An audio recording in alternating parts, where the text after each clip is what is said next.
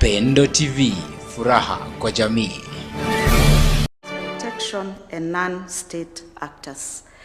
And because of time, allow me just to request them to stand up just for recognition, kindly. The council members who are present. Thank you, Your Excellency. You can have your seats.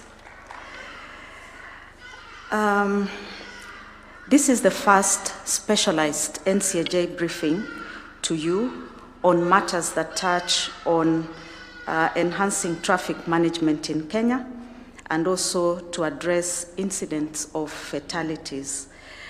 The NCAJ had a special briefing in December on this special topic of traffic, and where they discussed matters, the rising traffic incidents during the festive season and ways to reduce road traffic accidents and related deaths. Thereafter, there was a report that was prepared to brief Your Excellency on the recommendations by the Council.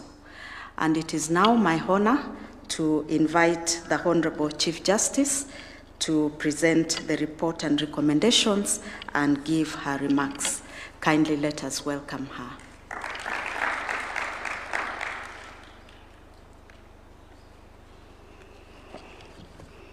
Your Excellency, the President of the Republic of Kenya, Dr. William Samoei Ruto, the Honorable Cabinet Secretaries present, my colleagues in the Council of the NCAJ, and all the invited guests this morning, good morning. We are honored, very, very honored, Your Excellency, by your invitation of NCAJ today to engage on this important issue of enhancing traffic management in Kenya so that we can address accidents and fatalities. Your Excellency, the Kenya justice sector, as the CRJ has stated, comprises both state and non-state institutions. These institutions are mandated to administer justice, uphold the rule of law, resolve disputes, and protect fundamental rights and freedoms. As a central governance pillar, this justice sector supports public order, responds to citizens' justice needs, and fosters socio-economic development. We use two symbols, Your Excellency: the symbol of justice, which is the scale, and the chain link, which reminds us that each one of us is holding a part of that chain link, and each is as the strongest as the weakest. So to enhance coordination and service delivery within the justice system, the National Council on Administration of Justice was established post-2010 Constitution under the Judicial Service Act, Cap 8A, and it provides a structured platform for sector-wide reforms because it was recognized that coordination and collaboration and partnership is critical in delivery of justice. None of us can succeed alone. We must work together and work with synergy.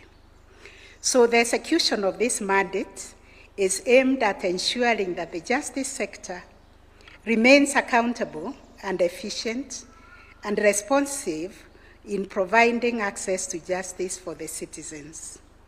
We realized when there are fatalities, accidents on the roads, it doesn't matter whether it is NTSA that has failed, whether it's the police that has failed, whether it's the prosecution or the courts, all of us as a country, we have failed our country. So within the NCAJ reform agenda, traffic justice reforms are central.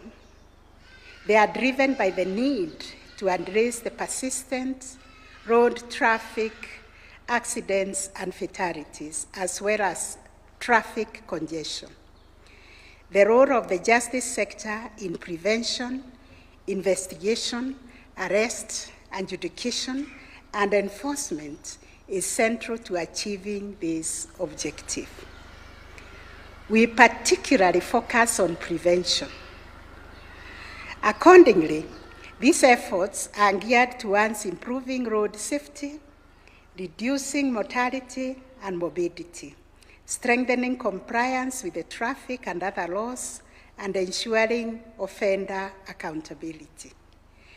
However, despite all the efforts that the sector has put and interventions, road traffic accidents and fatalities, Your Excellency, remain high. I'll give a glimpse of what we have gone through recently. For instance, the financial year 2024-2025, 62,932 traffic cases were filed in courts. This comprised careless driving at 704, causing death at 787, contravening insurance at 3,509, county traffic rules violations at 69, driving under the influence at 2,991, obstruction at 6,917, violations of required speed limits at 556, and other offenses at 47,400. A similar trend has been realized also in this current year, where we have already registered 33,532. We realize many of these traffic offenses can be dealt with administratively, which means they can be removed from the criminal aspects of traffic offenses and be dealt with administratively. I'll be coming to that shortly. But I also wish to give Your Excellency the cost of these accidents. We have the Ministry of Health here, represented by the Director General of Health. The Ministry of Health tells us, and also the CS Health this year, the Ministry of Health estimates annual health care costs attributable to road traffic accidents at approximately Kenya shillings 48.5 billion, including emergency services, hospitalization, surgery, rehabilitation, and long-term care. Additionally, the average cost of treating a road traffic accident victim is estimated to be about 69,000 for moderate injuries and Kenya shillings 147,000 for severe injuries, with an average admission of 10 to 24 days depending on severity. We have not even gone to look at the socioeconomic costs of rehabilitating the victims of accidents and the time they lose from engaging in gainful work. During the 2025 festive season period, which attracted our attention, from the 16th December 2025 to 10th January 2026, we established 20 court stations to deal with the emergencies. A total of 1,978 traffic cases were filed during those 20 days and processed through multiple modalities. To support enforcement and prosecution efforts, the Office of the Director of Public Prosecutions, the DPP, deployed 36 prosecutors. The EACC deployed 70 officers. Then TSA deployed 121 officers. In 2025, a total of 5,000 road traffic deaths were reported. 2025, compared to 4,448 in 2024, reflecting an increase of 261 fatalities. During the 2025 festive period alone, we recorded 415 deaths compared to 338 deaths in 2024 for the same festive season, that represented an increase of 77 deaths, or 23% increase. This rise occurred alongside a significant growth in registered motor vehicles.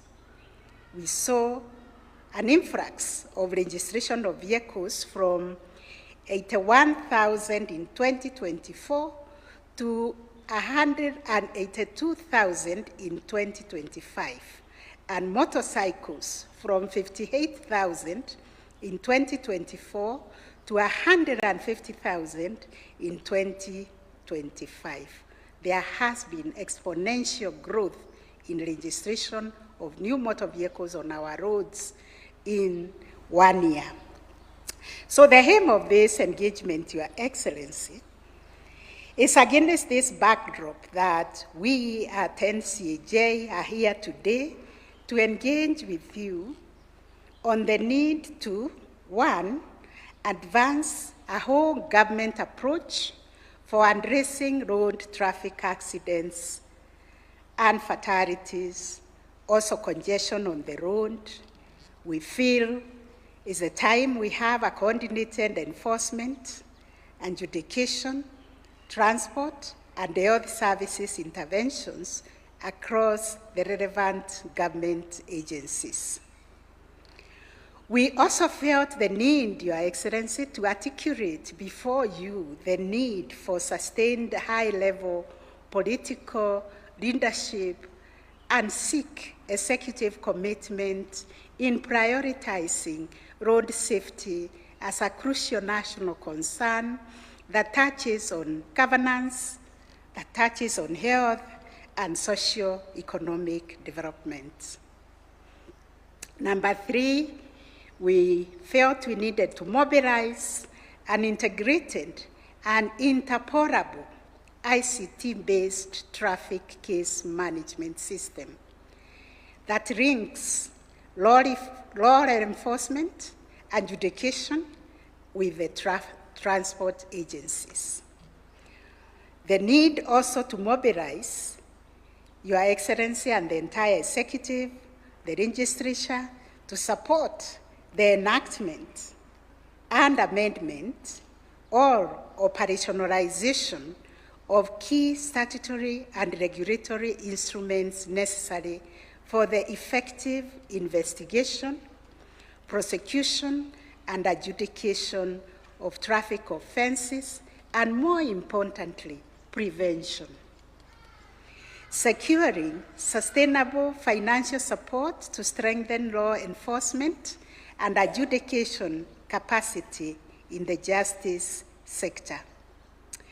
Your Excellencies, the following challenges affect the management of traffic, contributing to avoidable accidents and fatalities.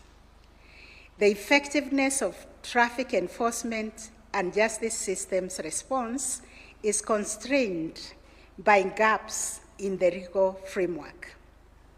We are also limited by digital integration across institutions, resources and capacity limitation, and integrity challenges in investigation, prosecution, and adjudication.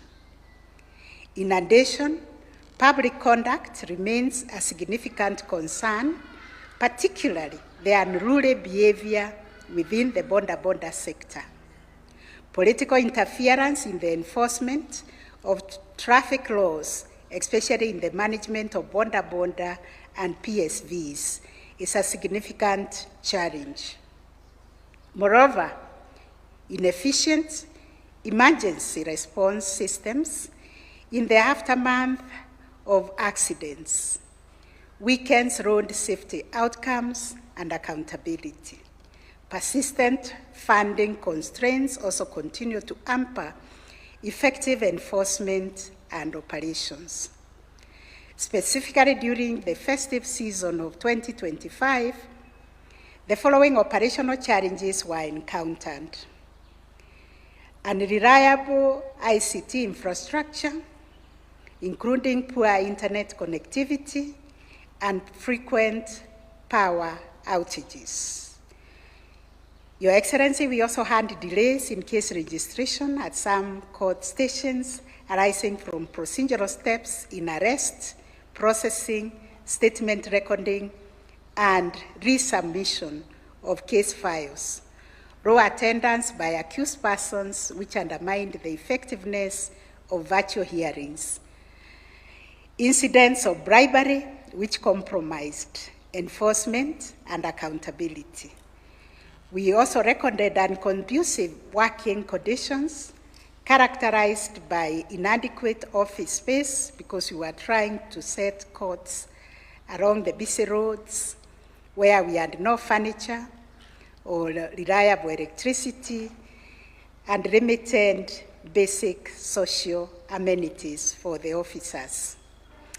Non-compliance with traffic laws and guidelines by a significant number of road users, operational coordination gaps, particularly in communication, case management, and synchronization of enforcement with the prosecution, the courts, and the police.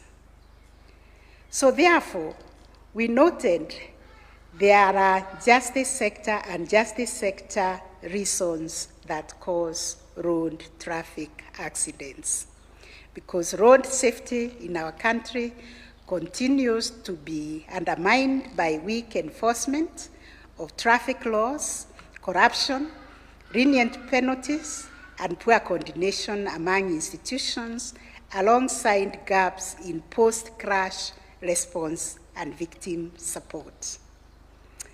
These systemic challenges are compounded by unsafe driver behavior, inadequate driver training and licensing, the use of unroadworthy vehicles and deficiencies in road infrastructure, factors that disproportionately endanger vulnerable road users such as pedestrians and motorcyclists or other drivers who are on the right lane.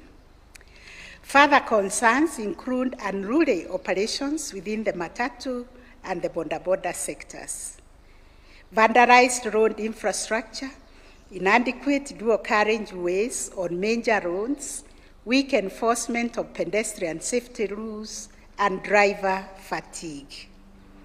So, Your Excellency, we have some recommendations. We require strong political and leadership support in the management of the bondas and PSVs. This should also entail supporting measures to enhance the observance of the rule of law, and Your Excellency, also to address the challenges affecting the youth as manifested by emerging protests, especially at a time like this when we are nearing elections.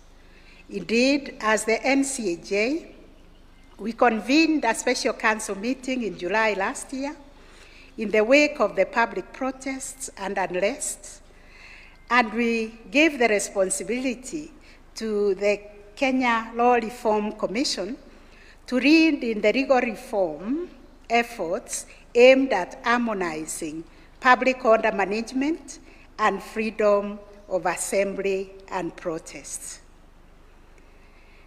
We also require a government-owned, integrated e-transport system linking the judiciary, NTSA, National Police Service, the Office of Director of Public Prosecutions, prisons, and other relevant institutions to be established. Already, we have an integrated system between the judiciary and the ODPP, and we are ready to onboard others. Because such a system, with unfettered access and the use by the aforementioned agencies, will enhance efficiency and accountability across the justice chains. The system should be supported by deepened digitization of the justice sector through provision of adequate ICT hardware, reliable internet, and interoperability of information systems of all actors in the justice chain to support the e-justice and e-justice service delivery. Your Excellency, we are calling for fast tracking of the amendment of the Traffic Act to support the use of technology in the administration of instant traffic fines for minor offenses and demerit points on diverse licenses. We also call upon the priority consideration of the Penal Code and Criminal Procedure Code amendment bills currently in the National Assembly, because those ones will strengthen the administration of justice and observance of the rule of law and maintenance of peace and security. We also call for operationalization of the National Road Safety Action Plan 2024-2028, especially the establishment of the multi-agency steering committee and the county transport and safety committees. We should include key justice sector players to enhance coordination and enforcement. The Social Health Authority, through Emergency, Chronic, and Critical Illness Fund, should also empanel ambulances across the country for timely response and access to life-saving services for accident victims. We are also calling upon the enactment of the NCAJ bill to support coordination and continuous reform of the administration of justice. Your Excellency, we feel NCAJ has outgrown the space provided and the JS Act, and it is time now. It's a baby that grows and walks on its own. 15 years being nurtured by JSC, NCAJ should have its own bill because this coordination is a huge mandate. The justice system is pivotal in ensuring reduction of crime, enhancing peace, and resolving commercial disputes, thus supporting entrepreneurship and investments, which are key ingredients for economic growth. This is why the NCAJ bill is urgent, because it touches on all the sectors of justice. It will provide adequate and sustainable financial support to NCAJ and the NCAJ committees on traffic reforms. It will facilitate continuous reforms, monitoring, and sector-wide coordination. Currently, the NCAJ is funded through a very small budget line from the judiciary, rather than through an independent allocation, and because of lack of funds, limits its operational autonomy and capacity to effectively drive justice sector reform.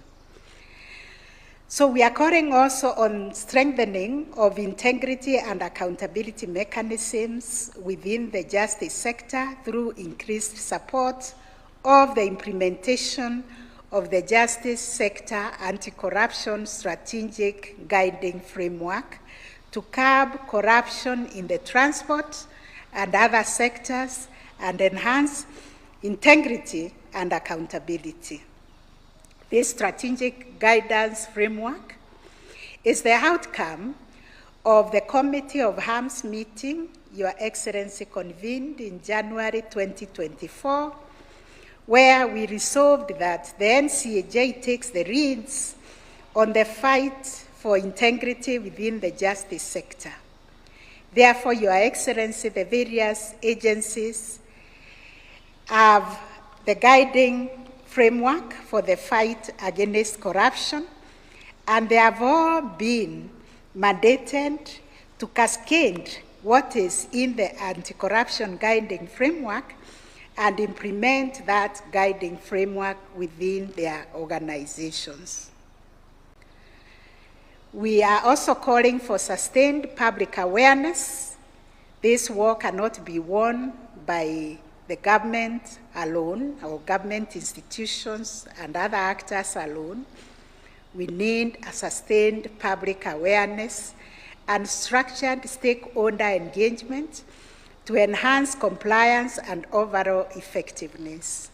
Finally, comprehensive road safety education and sustained awareness campaigns should be institutionalized, targeting schools, public service vehicles operators, boda operators, and the general public to foster long-term behavioral change and safer road use practices.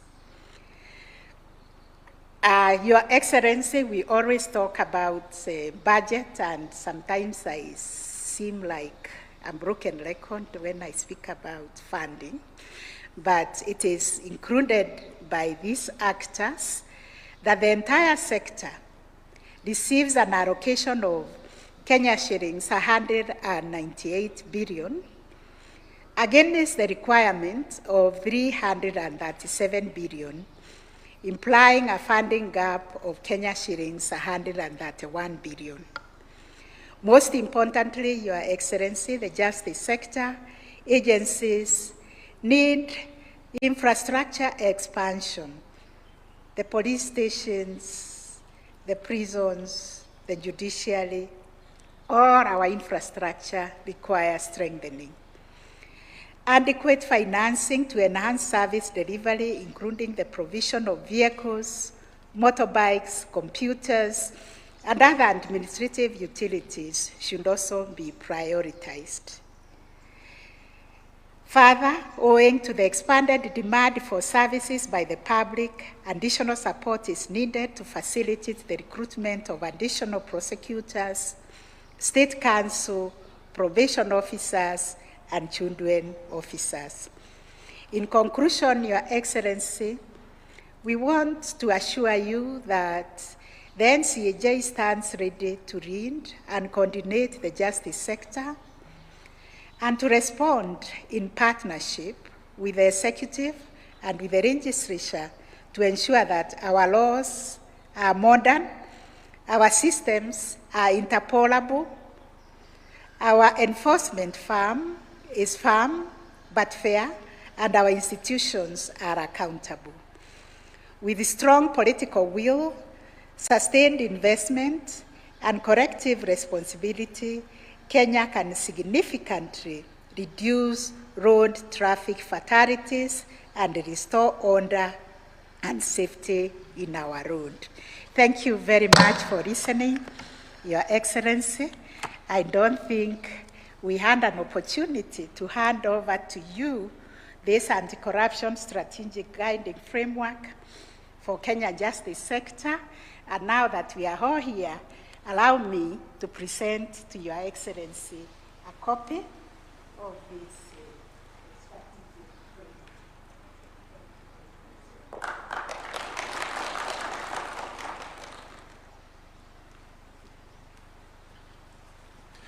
Another round of applause for Chief Justice.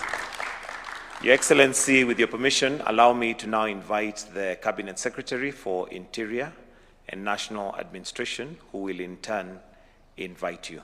Welcome, sir.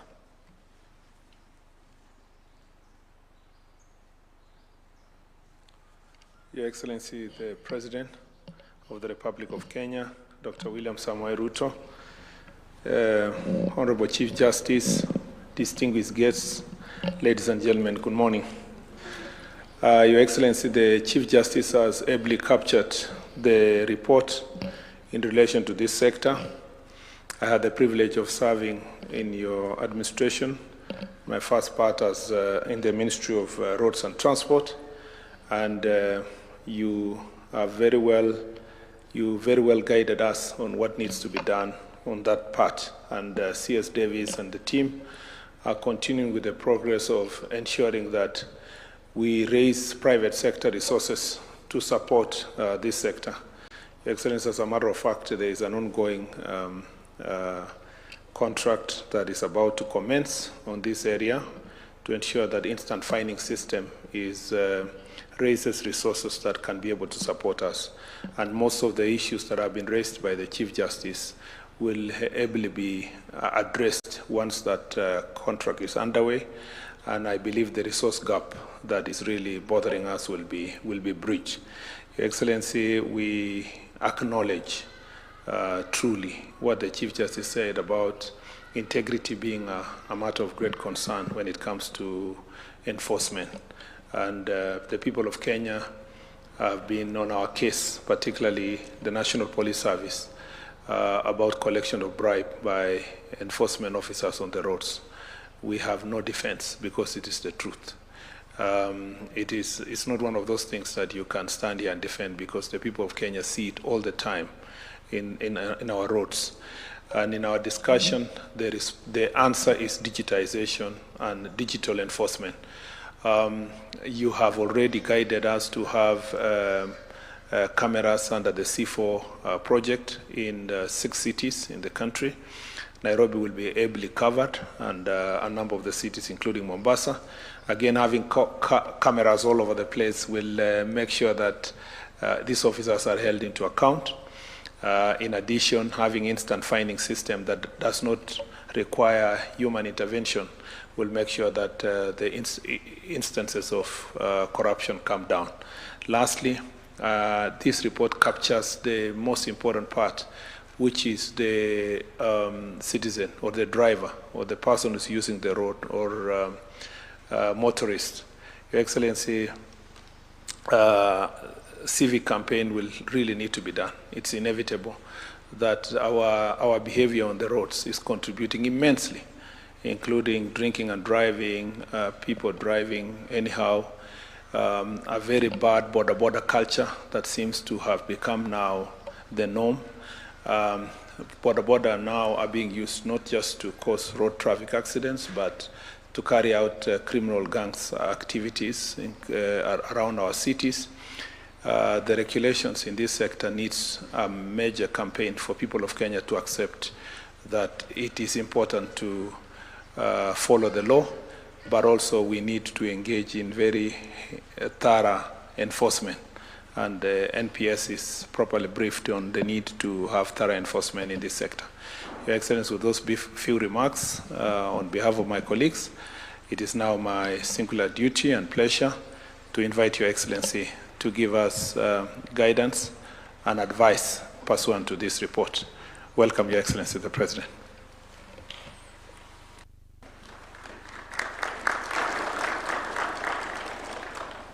Thank you very much. Please, let's take our seats. Asanteni sana.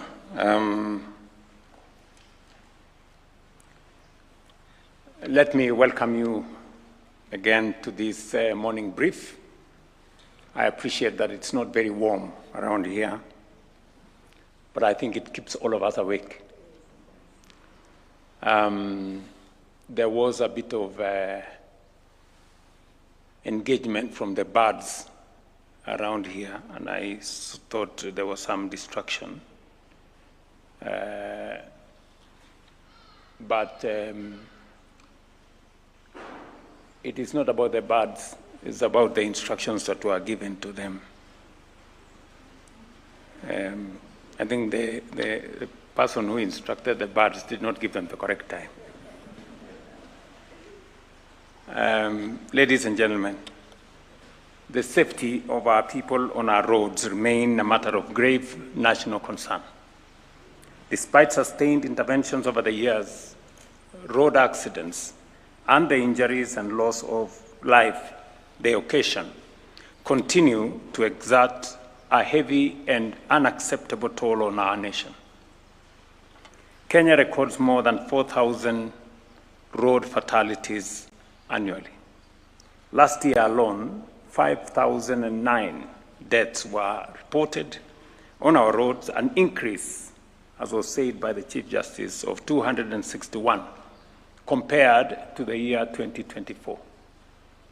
These accidents and their ensuing fatalities and injuries cost our economy an equivalent of 5% of our GDP, translating to an estimated Kenya shillings 450 billion annually. During the 2025 festive season alone, 415 deaths were recorded. Just imagine, a 23% increase from the previous year. I am, however, encouraged that deliberate steps are already being taken to confront this challenge, a multi-sectoral approach. And for the first time, a coordinated interagency traffic justice model was successfully piloted during the 2025-2026 festive season under the framework of the National Council on the Administration of Justice. This initiative brought together enforcement, prosecution, and adjudication in a unified and a structured manner. Ladies and gentlemen, I am pleased to note that the interventions during the festive season yielded measurable gains. The deployment of 36 prosecutors, 40 officers from the Ethics and Anti-Corruption Commission, and 121 officers from the National Transport and Safety Authority significantly strengthened enforcement. As a result, fatalities involving public service vehicles declined by 10%, largely due to intensified oversight. This initiative has therefore established a viable and replicable national model for managing traffic offenses. Even so, emerging risks demand our urgent attention. Accidents involving private vehicles have increased relative to public service vehicles, and so have nighttime crashes involving long-distance trucks. Additionally, border-related accidents continue to pose a persistent and serious threat on our roads. The pilot showed the core drivers of road traffic accidents within the various sectors. Within the justice sector, key factors include weak enforcement, inadequate highway patrols, bribery across enforcement chain, lenient penalties that fail to deter offenders, poor interagency coordination, and gaps in post-crash response. Other major contributors include reckless driving, speeding and drunk driving, poor driver training, widespread unlicensed riding, unroadworthy vehicles, counterfeit spare parts, unsafe road signs, the high vulnerability of pedestrians and motorcyclists.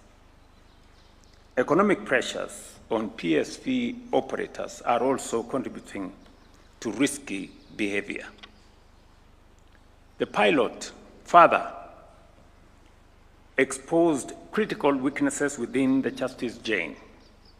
These include persistent corruption and roadside bribery, delays in investigations and prosecutions, weak evidence management systems, digital gaps, inconsistent fines, absence of traffic-specific sentencing guidelines, limited capacity of the workforce, funding constraints, and weak enforcement of notices to attend courts. Operational challenges were also evident. Virtual courts achieved only 25% success rate due to connectivity and power limitations. Budget constraints affected the rollout of mobile courts. Case processing delays were noted between arrest and registration at the Office of the Director of Public Prosecutions. In some instances, agencies continued to operate in silos while public compliance with traffic rules remained low. Ladies and gentlemen, to decisively confront these challenges, the report sets out a comprehensive package of reforms that we must urgently give priority to stem the continued loss of life and injuries in our roads. First, on legal and policy reform, the report proposes that we amend the Traffic Act to respond to emerging risks. Key measures include the introduction of instant fines and a demerit point system for driving licenses, the standardization of driver training and licensing, and the fast-tracking of the National Council of Administration of Justice Bill. I think that's what the Chief Justice was saying, that it's now time that we have the NCAJ with its own statute that would help us coordinate better the actions of the different actors in this space. Second, on digital transformation, the report recommends the establishment of an integrated e-transport and traffic case management system, linking all relevant agencies. It also calls for the scaling up of automated ticketing, expanded deployment of CCTV and speed cameras, and the creation of a secure digital evidence management framework.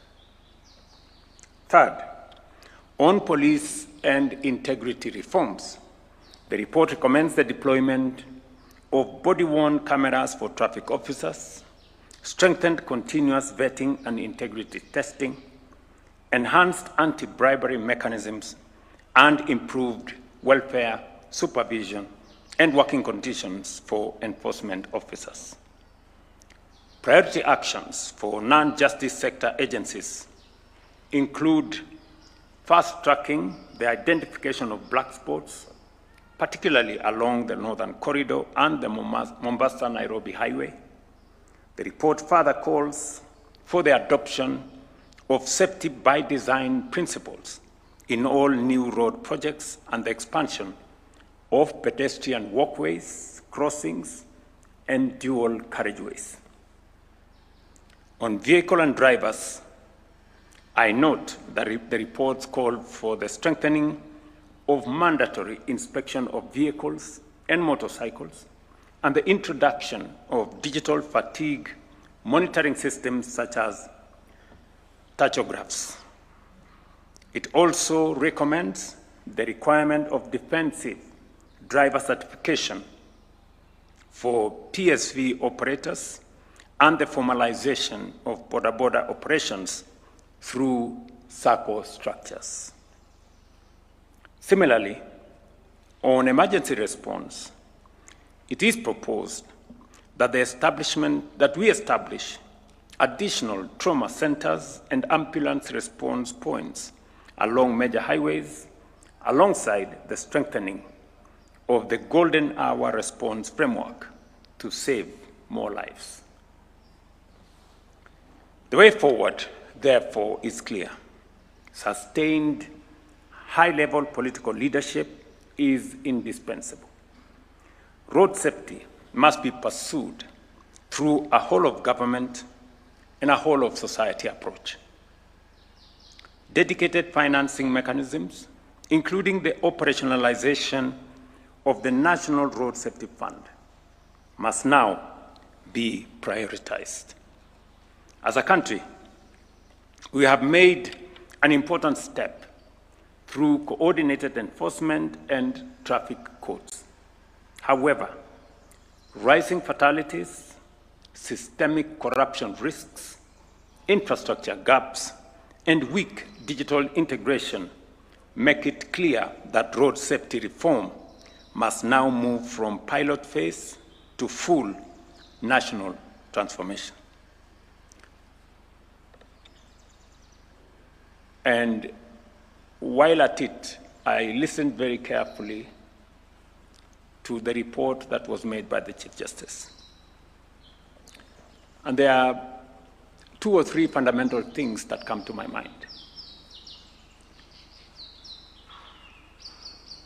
To cut down on all the things that we have said,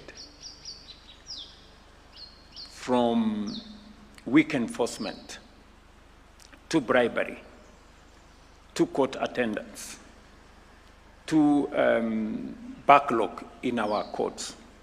I agree with the report and with the Chief Justice that some of these traffic offenses need to be moved to the realm of administrative interventions.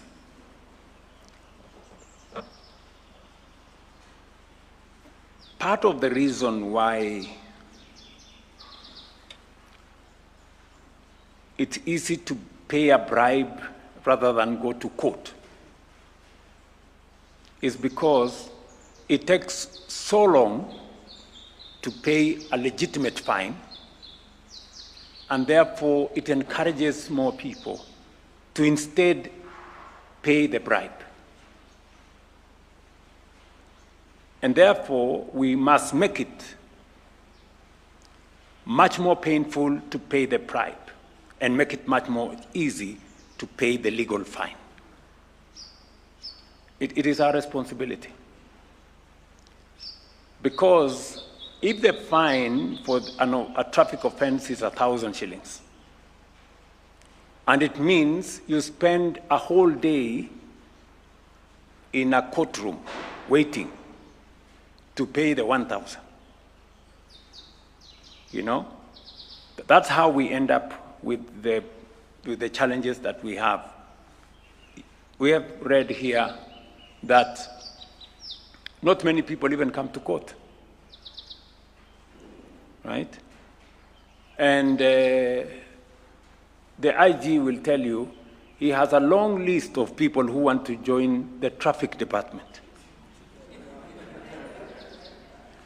Not because they are hardworking officers who want to assist us in any manner, but because of what is going on there.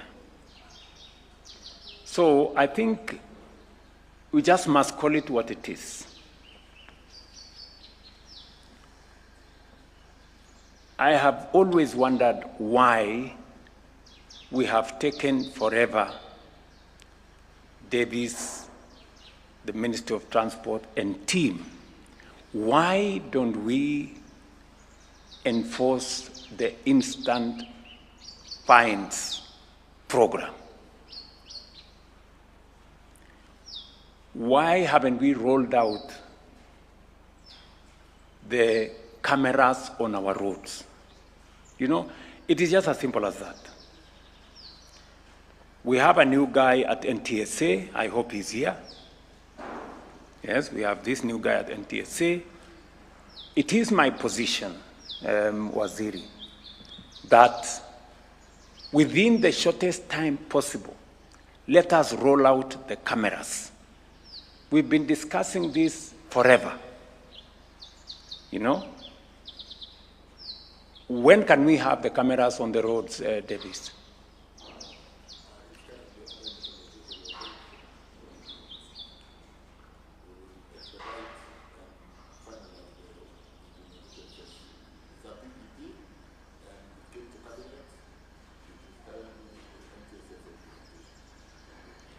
You haven't answered my question, Davis. When?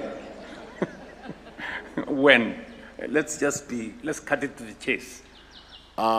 Because of the investors program, let's give it a maximum of 1 month. 1 month. Thank you. It has to be 1 month. Thank you, Your I know Excellency. it can be done within 1 month. We'll do it, Your Excellency. So when you leave this place, Buanadiji, go do what you have to do with the support of the minister and the Minister of Transport. Rolling out the cameras is not rocket science. We've had cameras before on the roads. So let us roll out cameras in the, is it 5 or 6 major towns in Kenya in the next 1 month. And those cameras must be, are already connected to the whole framework of instant fines. Is that correct? So that way, we will make it easy for us to do several things. Number one, we do not need to argue with offenders. The cameras will provide foolproof evidence that they are in breach. Number two, we do not have to go and bother the Chief Justice in court. The fine will be predetermined. When you have committed the offense, you will have a fine on your phone instantly. And the issue of us not having money will also end, because we'll be collecting money instantly. So we will solve all our problems in one shot. Okay? And then we can allow the Chief Justice to handle the serious cases of corruption and all the others. So there is absolutely, so two things that you must do. Let us implement the instant fines. Is the law in Parliament? The instant fines, is the instant fines regulations, are they already in place? Does anybody know? Pardon? They are in the minor traffic offences regulations. Yes, minor traffic offences regulations. Have they been adopted by Parliament? Yes. So, in 2016. So story finished. You know? So we have the law, we have the cameras, let's just roll them out. So this would be my real, instead of us, you know, all this is a good story. But you see, let's just finish it. Because I remember there was a small controversy that was brought to my attention on the sharing of the fines between the Justice Department, the Police Department, and others, and NTSA and somebody else. And I think that was sorted out. If it is not sorted out, we should convene quickly, sort it out, so that we roll out this program. That does not mean to say all the other things that we have said in terms of making sure that we can attend to those who are injured.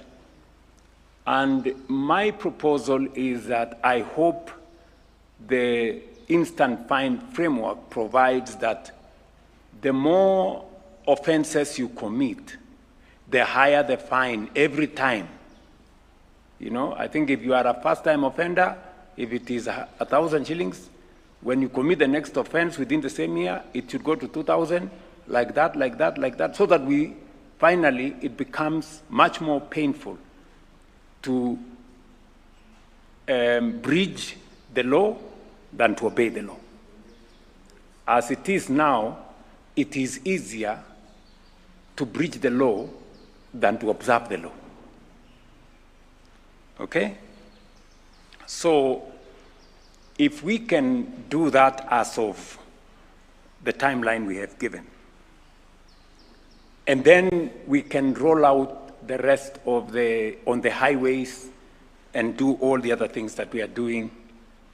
I agree that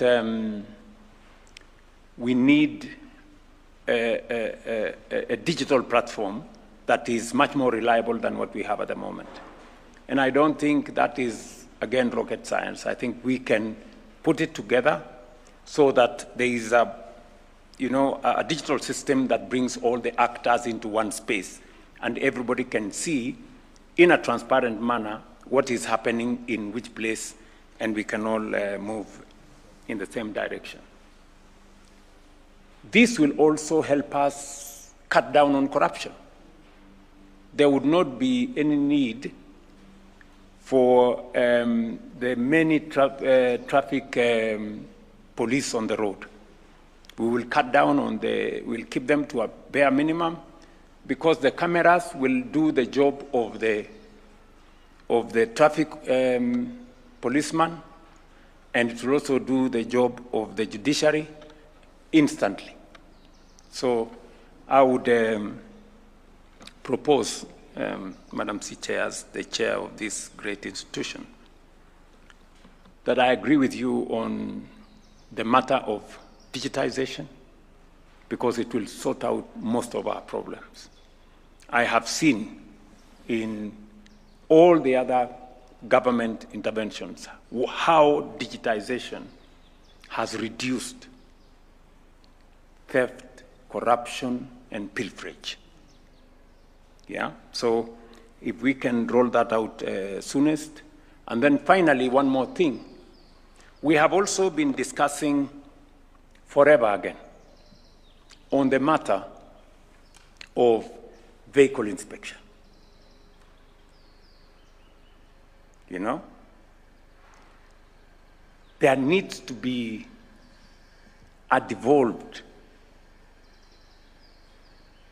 traffic inspection mechanism that is simplified. I think NTSA again has been going back and forth on this matter. I want the Ministry of Transport, Waziri, you provide guidance on what needs to be done. In this era of digitization, working with the private sector, it should become a lot more easy for us to devolve that function, because it is a revenue-earning function. Therefore, a private-public partnership is the simplest, most efficient way of going in terms of vehicle inspection. Do you have a timeline?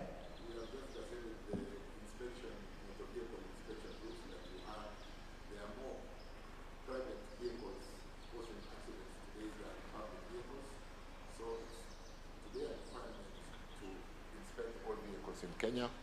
I'll shortly be addressing the media on the new regulations that we've just published and on the PPP framework for inspection of motor vehicles. Rather than spend some 12 billion, Bwana PS, we are working on PPP framework to get the private sector to come in.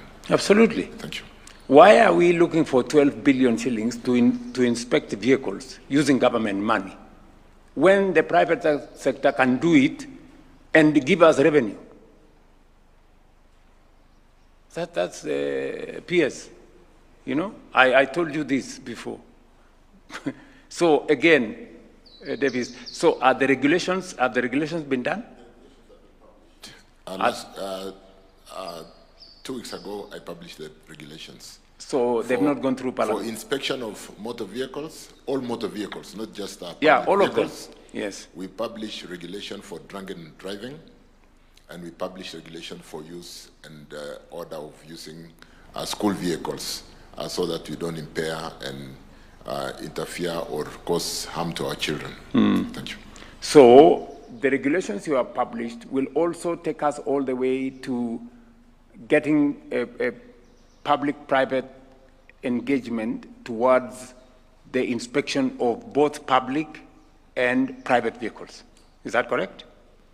That will be the only way to do, Your Excellency, because then motor vehicles have to be inspected in probably all the counties out there. They don't have to go to designated inspection centers. Yes. And because inspection of through PPP is a bankable business, correct, the private sector is willing to invest in that space. Correct. And we have so many people who are willing to work with government on motor vehicle inspection, you know, in a structured manner that makes sure that we are certain of the roadworthiness of every vehicle on the road, but without costing the public any money to do that exercise.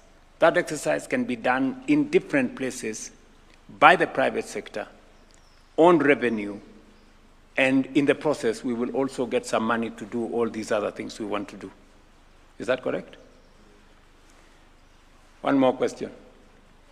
When? Because we've done the gazettement, Your Excellency, let's allow us to roll out the PPP framework for the private sector to develop. We are working very closely also with NTSA to set the threshold on who will be licensed and the rules to inspect vehicles. I'm told 1st of July. 1st of July. 1st of July? Yes. Bwana Deputy Comptroller, please put it in my diary so that I can call Davis on 1st of July to find out whether... Rules, Your Excellency. You've gazetted. No, I'm saying, but you know, 1st of July is when we will begin to implement the PPP framework. Is that right? Well, that's my understanding. Yes, Abu Bakar? Daga, Your Excellency, we're giving time for people to apply for licenses through NTSA. And licenses to do what? To operate a motor vehicle inspection center. Yes. So that then we give time for at least 3 months for people to set up these inspection centers. So that will take a bit of some time. Explain to me again, sorry. I'm saying we're encouraging, the regulations are now in place. So we are going to license private actors to get this license through NTSA, depending on the zoning that they will be operating. And then they're going to build these inspection centers so that the inspection of the vehicles takes place. So we have put a cutout deadline of 1st of July. By 1st of July, what will have happened? Vehicles will be being inspected. That's exactly what I was saying. Yes.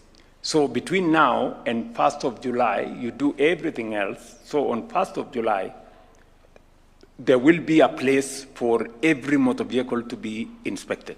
The same for the use of telematics, for yes. commercial service vehicles and yes. school transportation. So 1st of July. Correct, Your Excellency. So there is no variation, it's still 1st of July. Okay, so, okay, just those two, you know, those two will reduce the problem we have here by 70%. Just those two things we do. We get the vehicle inspection right, which means we will have as few as possible unroadworthy vehicles on our roads. And then number two, we will also raise some revenue to give to all these other good people to do the other things they need to do. And then on this camera business, we will also consolidate and make it administrative. I don't know whether that was what you meant, Chief Justice. Yes. Mm. So that we get from the police what they have recorded, the ODPT, to the judiciary, to the prisons, and on your dashboard, or my dashboard, I can be able to tell what is happening. Correct.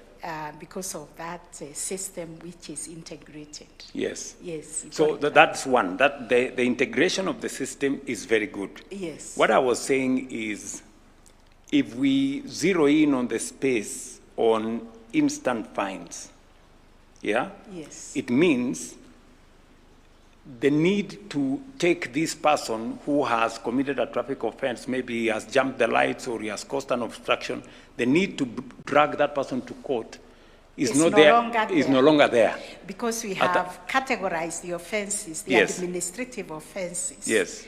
That are now instant fines. Yes. They are no longer criminal. Yeah. They are no longer police, and court, DPP. Correct. We are only left with the serious ones. Correct. Causing death.